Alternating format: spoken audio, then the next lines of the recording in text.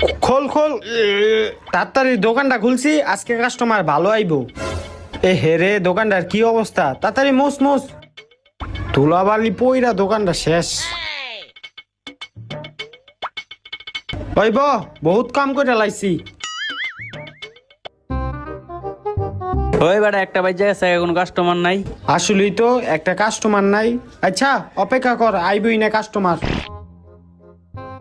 ভাই এই কাস্টমার আইছে, এই কাস্টমারের সিটটা রেডি কর। আসেন ভাই আসেন, আপনি আসেন এখানে বসেন।